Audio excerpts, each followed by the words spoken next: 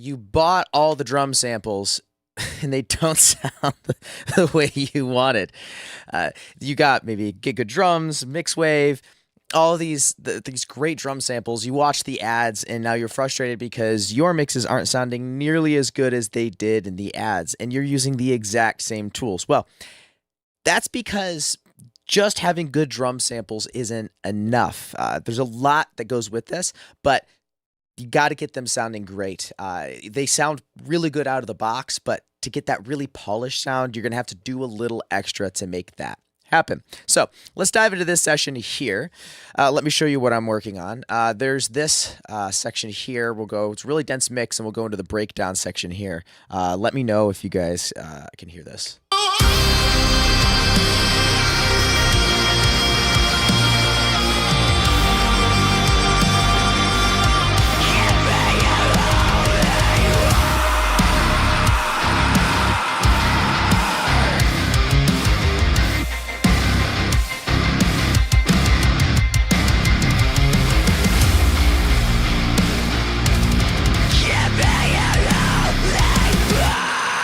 All right, so how do we actually get these drums to sound this way, right? So what am I using, right? I'm actually using GetGood drums. I'm using GetGood drums nu metal, and I love GetGood drums. I've used a lot of GetGood drum stuff. I really, really, really recommend that company. They're fantastic. But how do we actually get them to sound this way, right? Because out of the box, they don't quite sound this good. They sound great, but I'm really processing these hard.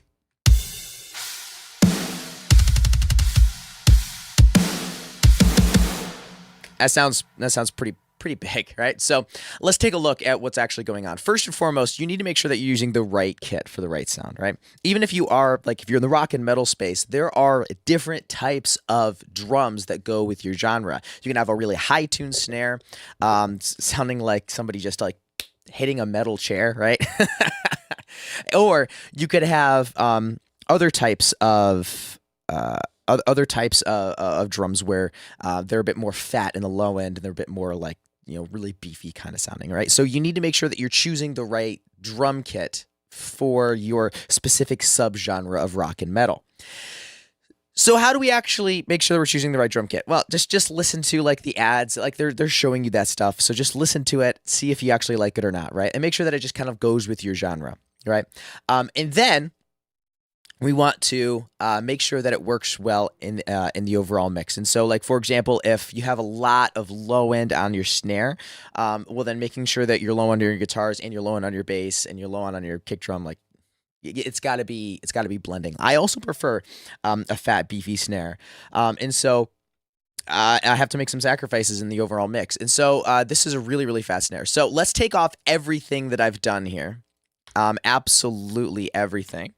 And let's take a look at what these drums sound like, essentially with nothing on them. This is what it sounds like out of the box. I'm going to turn off all the processing is coming off on this, including on my master bus, because that does affect the drums.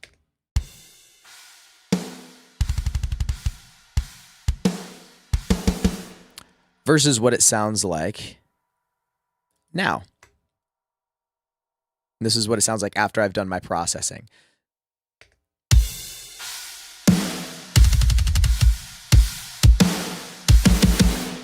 Okay, so what am I actually doing to get it to sound that way? First and foremost, I'm starting with a great kit. The GetGood drums nu metal is one of my favorites right now. It sounds phenomenal, so I highly recommend giving that a shot. And then, or anything from GetGood drums. MixWave's another great company. Really like these guys. They're making great stuff. So we start with a good kit. And then I route everything to its own bus. I do a thing called top-down mixing where everything starts at the master bus and then I work my way back. So just to give you an example of what it sounds like with and without my master bus. So I'm doing nothing. The drums are all the same, and then I am turning on and off my master bus over here. So with it off, let me actually just solo the drums here for this.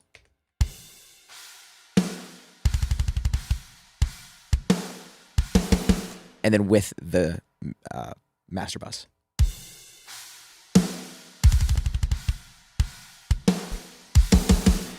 So it's doing some compression, it's doing some EQ, there's some limiting that's going on there. So right, it's doing a little bit, right? So just keep that in mind, that master bus is making a change. Not a big change, but it's enough of a change. Then I route everything to its own bus. So I do have everything individually routed out. So if you're not doing that, I highly recommend taking the VSTs, take some time and actually route them out properly. This can make a world of difference in the overall sound quality of your drums, because you can affect just the snare and you can affect just the kick instead of just trying to get them all together. So definitely go do that. It's worth your time. And then we have everything routed out. So then I just want to make sure that we have a few other things that are really solid before we start going into the overall processing. I'm going to open up the drum kit, and there's a couple presets in here. I really like the snare dominant room, and the reason is I want a really big room sound for my snare, but I don't want it for everything else. And this is one of the benefits of having VSTs, is because I can just turn the room sound up on the snare and leave everything else the same. So I get that really big snare sound without having that kick kind of get in the way and having those toms being washed out as well. And so that's one great feature of VSTs. And you really couldn't do that if you were mixing with a live drum kit, unless of course you recorded everything separately and then created your own samples. And I've actually taken some cymbals down and then recorded just the shells and then put the cymbals back up and then had the drummer just play the cymbals. This is this is just way easier. And then I'm able to get that big snare sound. So every time that snare hits, you can hear it in that room. And so you can route this out yourself by clicking over onto the mixer and going to the room and then routing everything to the room differently, which is nice. And so it just makes it really, really nice to be able to set things up that way. And so then I'm working with a very snare dominant room sound. Then I will start doing bus processing itself. So I have all the drums that are processing all at the same time. So this is what the drums sound like now with the master bus on.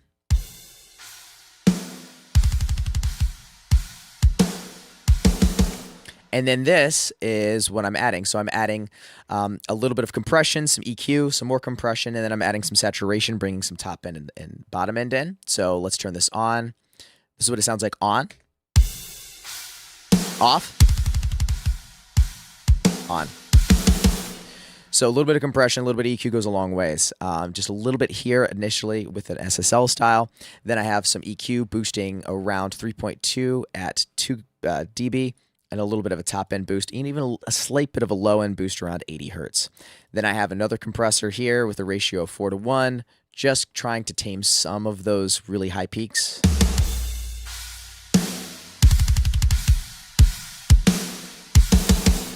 And then finally, a bit of revival, which is just some saturation. It adds some low-end thickness, some low-end, and then some top-end shimmer to that. And that's what I'm doing first. Next, I have a bit of multi-band compression, and I'm just really trying to lock in that low and lock in those highs specifically. But I love multi-band compression, specifically on the drum bus, because I'm able to control the highs, the lows, everything differently. Because right now I have the overheads, I have the room, everything to that same bus. And so I used to not do that. I used to actually separate it out and have it set in different areas. And so, sorry if I'm sick, so I don't feel that great. I'm kind of losing my voice, so if I squeak a little bit, that's why. But I used to have it set up so that way my toms and shells, like kicks, snares, toms would all be in one bus, and then my overheads would be in one bus, and then my rooms would be in another bus. And ever since using multi-band compression, I found that I'm able to actually put everything all into the same bus, and it makes my life just that much easier. And this is what it sounds like.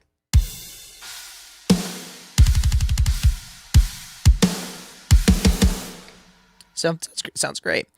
And then next, I have some clipping going on, because there's especially that snare.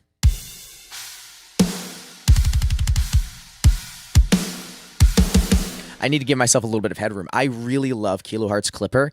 It's a very transparent clipper, and it doesn't really like mess around. It's a transparent clipper, and it doesn't really mess around too much. I really love the Kilohertz clipper, and it's free, so I highly recommend everybody just go pick it up. And I'm just touching that snare, specifically some of the kicks. Not a whole lot, just giving me enough headroom. And so that is just about it, right? But that's not entirely what you guys heard. You're like, my gosh, I heard more from this. like there's still something that he's not revealing, right?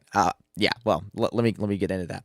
So the drums are sounding a lot better, right? So, but we also are doing some more processing on the individual stuff itself. So we're already making it sound better than what it sounded like before. So this is what it sounded like straight out of the box with the snare dominant room preset. Our mix bus, and then our drum bus.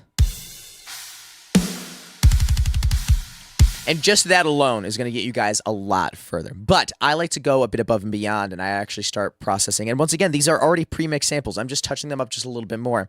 And so then on the kick drum, I have a little bit of EQ and some compression. Not doing a whole lot, but I'm cutting around that 600 kind of boxy frequency here by about 2 dB. And I'm giving a slight boost around 1K just for that knock sound. And then I am compressing that kick a little bit more. Not a lot. Not a whole lot, like 1 dB of gain reduction. And then we'll go on to the snare. I'm using a little bit of R bass on that snare. I love adding R bass on snare. It just thickens that snare up. So with it on, let's go here. Off. On. It just thickens up that low end of that snare. I love adding R bass on snare. And then right after that, I'm adding a little bit of compression with the distressor. And when I say a little bit, I'm talking like 8 dB of gain reduction on this thing with a 4-to-1 ratio. It's a lot. It is a lot. It is a lot. But it just smacks it so well and keeps it in the mix.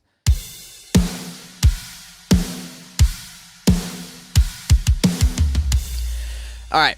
Now, on the overheads, I have a little bit of multi-band compression, and that is being side-chained to the kick. So every time the kick hits, anything that could be in the overheads that's on that low end is getting pushed out of the way. There shouldn't really be anything there too much, but I do like to be able to get a little bit of punch out of my snare from that. And so when the kick hits, if the kick and snare are hitting at the same time, I'd rather just not have to worry about that overhead getting in the way. So I'm doing a little bit of that. It's honestly, I don't even really think it's audible. Sometimes I just add stuff because I did it once and it worked, and then it becomes habit, and it's probably a bad habit, but it's the way that it is. So,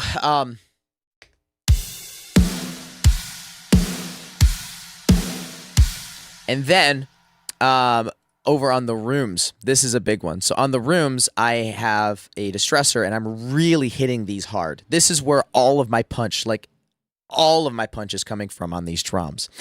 I'm really hitting that room hard with some compression, specifically the distressor. I have it set to the nuke setting, and I have a little bit of that high-pass filter, which, by the way, that high-pass filter is not filtering out the low end. It's not like it's not compressing the low end. It's just not listening to the low end for the compression. I really wanted that snare specifically to be the one that was triggering this compression. It still compresses the low end. It's just not being triggered. You can see it. It says detector. It is not being detected there. If you wanted to mess around with that, then you'd have to come over on this side, on the audio side, not on the detection side. So just to be clear, people get this a little confused sometimes. And then I'm hitting this hard with it off, with it on, off, on, really getting that snare to just bring itself up a little bit because I'm compressing those rooms so hard. It just pulls that volume back up with that distressor, and it works really well. Okay, so now let's get back into this. So now we have that. We have one more thing, which is a bit of multi-band compression on the room. Every time it's being sidechained to the kick again. So every time the kick hits, some of that room sound is being pulled out. And so here's this. And I don't even think it's really getting triggered too much, but just a little bit. So we're really close. One last thing. We're very, very close. This is significantly better than what most people are getting out of the box.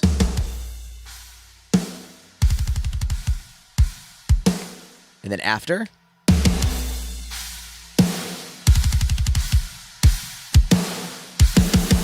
Very close. There's one more thing that I'm doing, and you can kind of see this here. I'm actually routing these to their own bus, and I'm triggering their own kick and snare samples. And so if I actually take a look there, I have the kicks and snare sample here, and I'm using in trigger from waves, and I'm just triggering one additional sample each, and I'm compressing that sample just a little bit. Same thing with the kick and the snare. And that is essentially what I'm doing here. So then I'm bringing that in and I'm blending them alongside it. So with, let's have this section just repeat.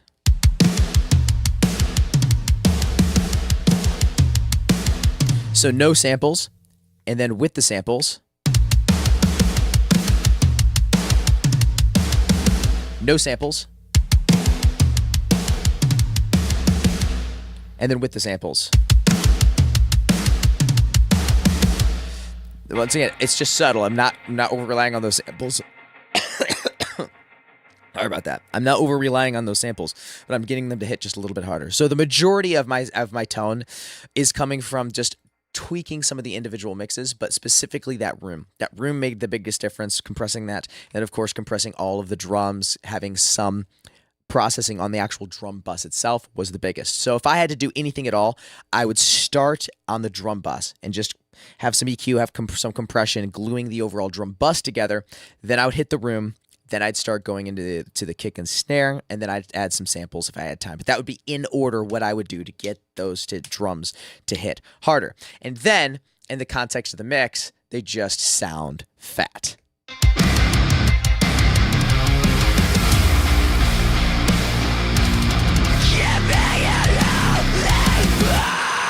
So good. All right, so let's get into some more questions. So this is 10 questions with a music producer. Let's hit a few more of these. That was question number 1. I always take the longest on question number 1 because that was the one I prepared beforehand. I take other questions live. So if you guys have questions, you can take them live. And I also have some from the email list. If you guys want to work with me, links to that will be down in the description below if you're on YouTube, or you can just DM me if you're on Instagram. If you want me to open sessions with you and actually see how we can get your music to sound better, or you want to hire me as a producer, either way, links to that will be down below, or you can click over on Instagram and shoot me a message there.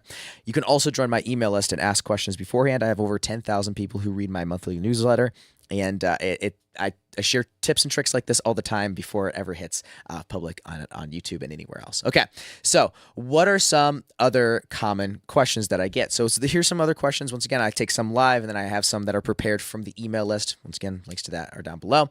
Why do my guitars sound small? I double tracked, I hard panned, I even use Neural DSP.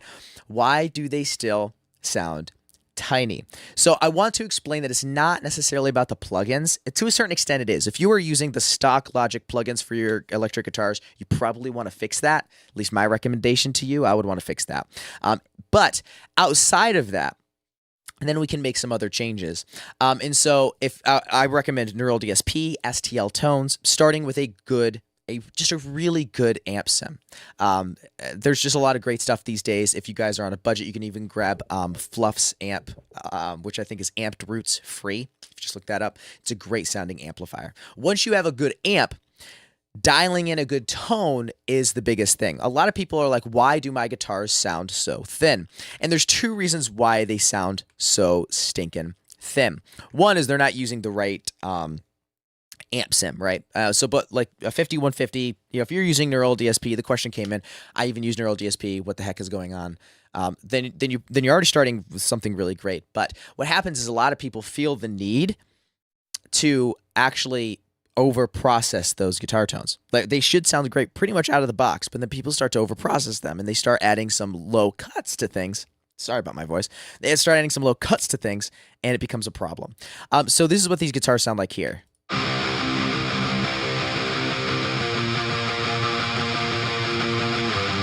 So I have that, and I have a little bit of, I was messing around with Match EQ on Ozone 11, but I'm not using that, so I can actually get rid of that entirely. But let me turn this back into a bus channel, and I'll show you exactly how I'm creating these tones, and then I'll show you what I'm doing to actually warm these tones up as well. So give it just a second. Hopefully this session doesn't crash on me, because now I'm reopening up these. Neural DSP, they take a lot of processing power, so definitely keep that in mind. But yeah, there we go.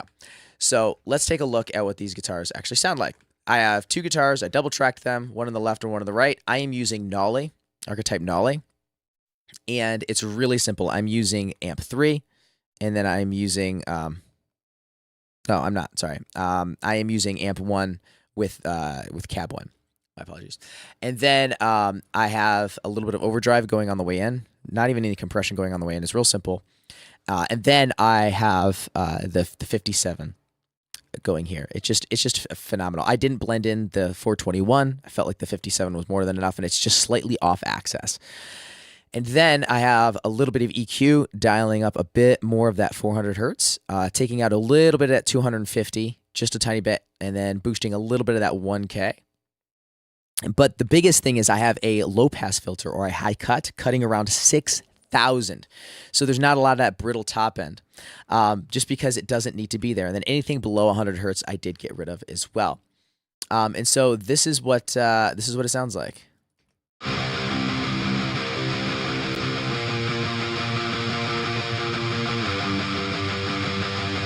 So sounding pretty stinking good, right? And so without the processing, just so you guys understand exactly what I'm dealing with,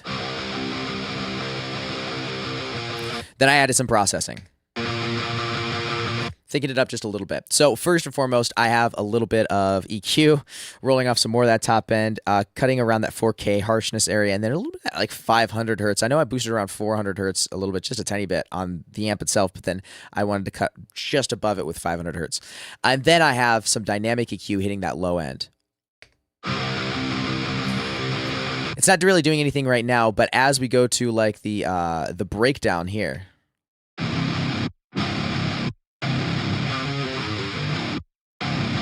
those chugs, I just wanted it to kind of take some of that like low end, like 100 hertz ish, and I just wanted it to tame it just a little bit. So that's what I'm doing there. And then I have some X limit that's going on, which is just a limiter. I don't like to compress my electric guitars because compressing electric guitars doesn't make a whole lot of sense because they're already pretty compressed to begin with, right? Like if you take a look here, this is like not compressed. It's a DI signal going straight into Neural DSP, right? But if we actually take a look here, where we've actually rendered some guitars out themselves, you can see that they're a lot more compressed overall. So let me give you a great example of this. Let's take this. Let's right click it. Let's go to event, and then I'm just gonna click on bounce selection. Right? Nope, I need to bounce in place or bounce to a new track.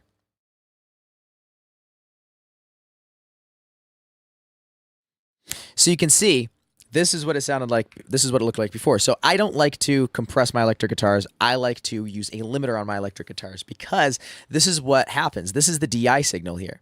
So, you know, a lot of stuff all over the place, right? You can compress the signal, the DI signal going on the way into the amp, but as soon as it hits the amp, right?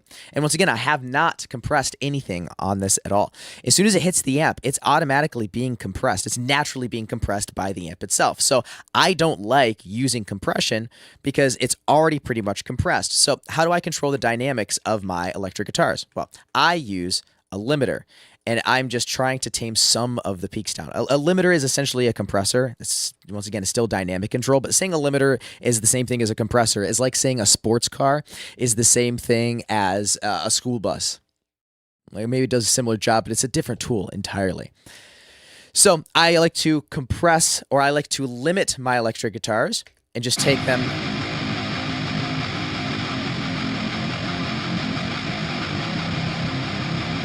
and just limit them, tame them just a little bit. Makes a world of difference. And then what I will do is then I will send it to some saturation. With it off, on. With it off, with it on. Oh, it's so good.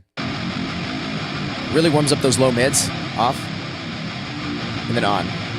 So good. Really warms up those low mids. I love adding a bit of tube saturation to my electric guitars. Just kind of warms them up a bit. And so that's how I get that to set. One last thing that I do is I blend in what I call Synth Magic Maker, which is a synth preset that I made. I have other videos on that if you guys are interested. And then I blend it alongside the guitars. And then I also have the bass.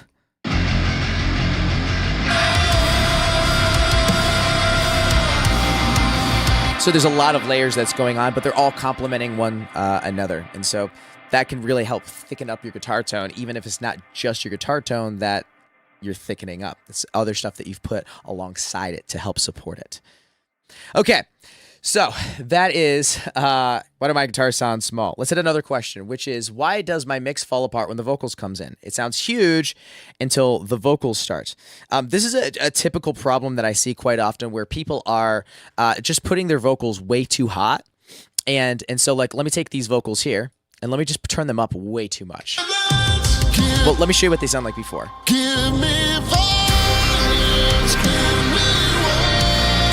Sounds great, right? But let's say we just brought these up too much. That limiter, that master bus is gonna listen to the vocals first, and it's gonna push everything down to make up for it. Give me violence, give me war. It starts to fall apart, right? But if it's too quiet, the mix sounds great, but then the vocals start having a tough time getting heard.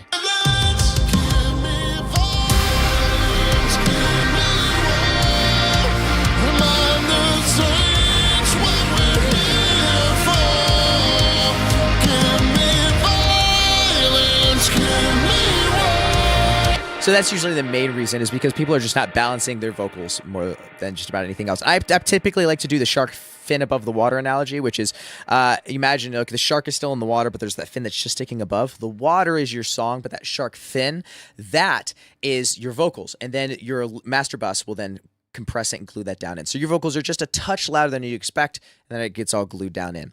That's typically how I like to run it. So yeah, if your vocals, everything falls apart when your vocals come in, assuming your vocals sound good, you've actually got good performances, good layers, and you've actually mixed them well, you probably just have the volume out of adjustment, right?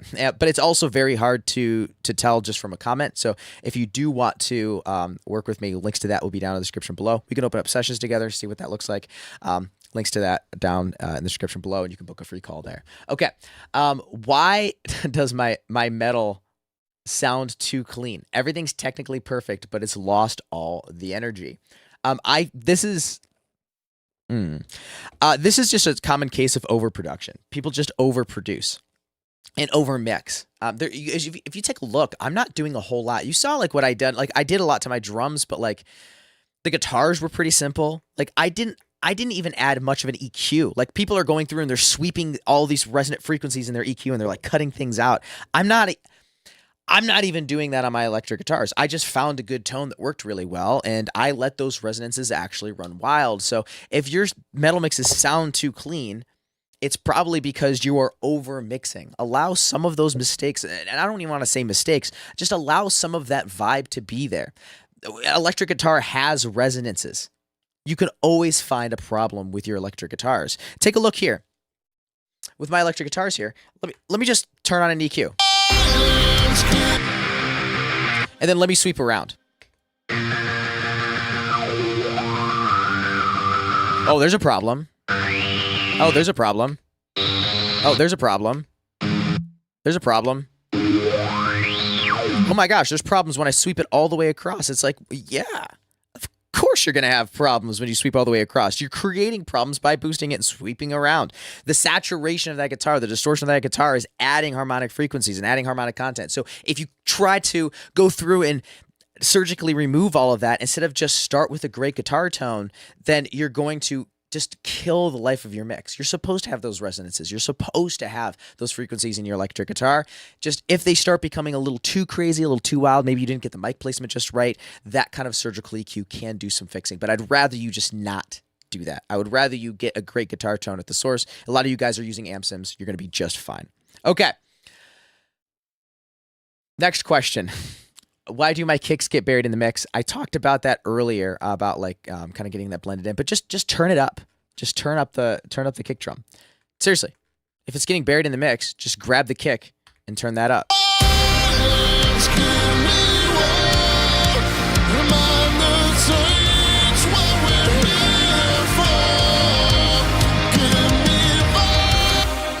I don't think people trust the volume enough. They're like, oh, my kick isn't sitting in the mix, so why don't I just go grab an EQ or let me go grab some compression? It's like, just turn it up though.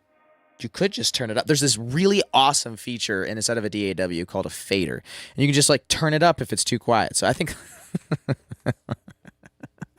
I think people just don't use the fader nearly enough as they should. That should be like the first thing you go to. My kick's not cutting through the mix. Just grab the fader, turn it up. Okay. Question number 5. Why do my mixes sound quiet next to pro tracks? I made a video entirely about this. I said my limiter is smashing, but my mix still sounds smaller. I made an entire video all about this. I will link to that down in the description below. If you guys are watching the recording, for those of you guys that are here live, you can literally just type that in. Why do my mixes sound quiet or sound weak next to pro songs? It'll show up on my channel. I talk about using clipping and how clipping is like the main thing. If your limiter is getting hit, but you're still not sounding loud, it's because there's an overall balance. Clipping can really make a big difference because that kick and snare is going to be like the first thing that that limiter hears. And then overall, it's then going to be a balance issue. It's going to be a volume issue there. But I made an entire video about that. I really went in depth and actually showed a couple examples of how that works. So definitely go watch that video. It's why do my mixes sound weak next to pro songs? Okay. Question number 6. Why do my vocals sound out of place? They sound like they're like just pasted on top of the mix and not inside it. This is a common question I get quite often. And so let me kind of break down exactly how I like to set this up. If your vocals sound like they're not a part of the mix, I usually go for 2 areas. One is just the performance. Your performance just doesn't sound right. You're so worried about the specific note and your breath control that you're not actually worried about the performance. I was literally just talking with one of my students about this, and they were performing in a way that they were so worried about how, like, the words that they were saying and the pitch that they were using and all of that stuff. They're so worried about that, but they completely ignored the fact that the lyrics they'd written were extremely heavy. And it didn't sound that way. It sounded like they were just reading off of a script because that's essentially what they were doing. And so if your vocals sound out of place, start there. It's probably your actual performance itself. They're not matching the lyrics. They're not matching the energy of the song. And then secondly is some reverb and delay. You can actually use a lot more than you think, especially in the rock and metal genres. Listen to how much I have here. Give me violence, give me without it. What we're here for. So what most people will do is like they'll listen to it in solo and then they'll blend it in and they're like, okay. Give me violence, give me war. Okay, I can hear it, so that's pretty good. And then they bring it back into the mix and then they're like, Violence, give me war. why does this sound so bare? It's like you should be adjusting the effects end with the vocals in the context of the mix.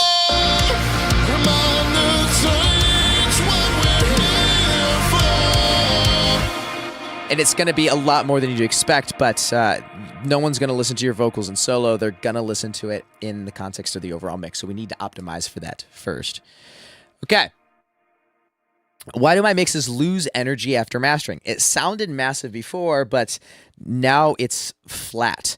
I'm running out of time, so I'm going to try to quickly breeze through some of these. I should definitely give myself more than just an hour to go through these. But if your mixes sound flat after mastering, like if you mastered it yourself, you probably just overcompressed it, right? And you're probably fixing problems too late. Mastering is about finishing what's already working.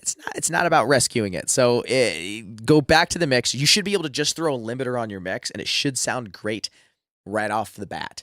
And then you can make it sound better with a little bit more mastering techniques, using some compression, some clipping, some saturation, some EQ, some things like that, right? Tape saturation is great, but if it doesn't sound really good just with a limiter, go back to the mix. The mastering's not the problem. Okay, next question. Question number 8. Why don't my mixes translate to other speakers? It sounds huge on my monitors, but weak everywhere else.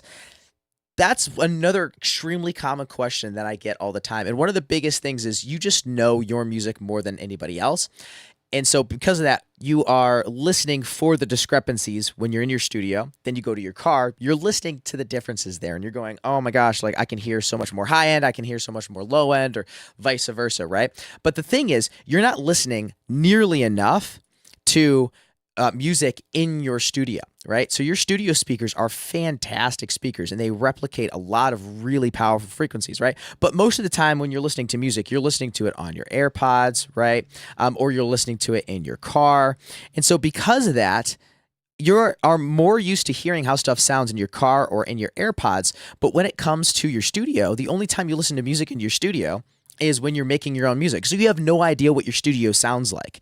And so if your mixes aren't translating from the studio to the car, well, the thing is, nothing's changed. You can go listen to your favorite song in your studio and listen to your favorite song in the car. There are still going to be differences. It's just the thing is, you don't know your studio well enough.